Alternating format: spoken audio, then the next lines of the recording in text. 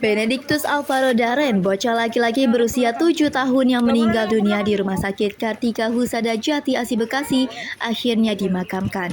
Sebelumnya Alvaro didiagnosis mengalami mati batang otak usai menjalani operasi amandel.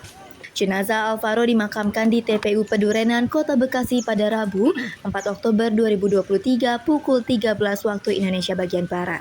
Prosesi pemakaman diawali dengan pembacaan doa oleh pendeta dari Gereja Katolik. Usai pemakaman, Albert Francis, ayah Benedictus Alvaro Darren, kepada awak media menuturkan anaknya telah pergi tenang dan damai. Pihak keluarga juga ikhlas dengan kepergian Alvaro. Ya, anak kami sudah tenang dan damai. Ya. Anak kami pergi dengan senyum di wajahnya, ya, yang awalnya terlihat kesakitan tapi sekarang ini telah senyum. Ya, sudah senyum ada di wajahnya, makanya kami sudah mengikhlaskan kepergian daripada anak kami. Ya, semoga anak kami ini membawa hikmah positif dan pelajaran bagi kita semua. Selama ini Alvaro merupakan anak periang yang sangat peduli dengan keluarga. Alvaro juga dikenal sebagai anak yang punya pemikiran lebih dewasa dari usianya.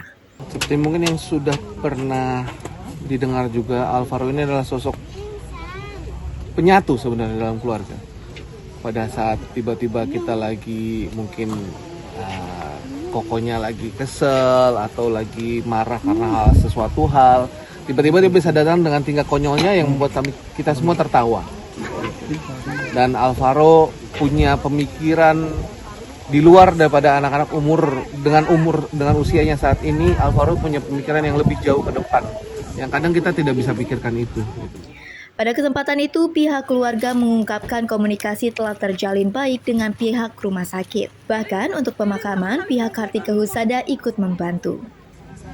Komunikasi dengan pihak rumah sakit Kartika Husada sebenarnya terjalin cukup baik untuk saat ini, ya, daripada saat kemarin setelah pihak Kartika Husada dari direktur utama dan juga ownernya sempat ketemu dengan saya, mulai dari rumah sakit sampai dengan sekarang. Mereka cukup bekerja sama dengan kami dan membantu kami juga dalam hal proses pemakaman, baik dari sebelumnya, dari memulai proses rujukan yang saya minta sampai dengan saat ini di mana anak kami dimakamkan. Pihak Kartika Husada itu cukup membantu kami, ya, dan kami juga berterima kasih atas hal itu.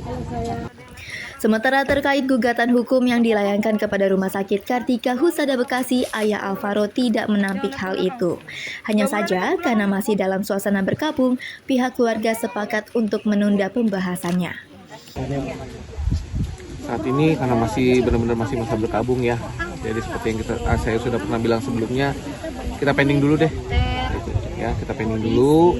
Lanjutannya nanti kita juga pasti akan buka lah. Saat ditanya soal kemungkinan gugatan akan berlanjut ke pengadilan, Albert tidak bisa memastikan hal itu. Ia hanya memastikan gugatannya sudah terdaftar di kepolisian. Itu memang tidak saya pungkiri bahwa itu sudah masuk, ya.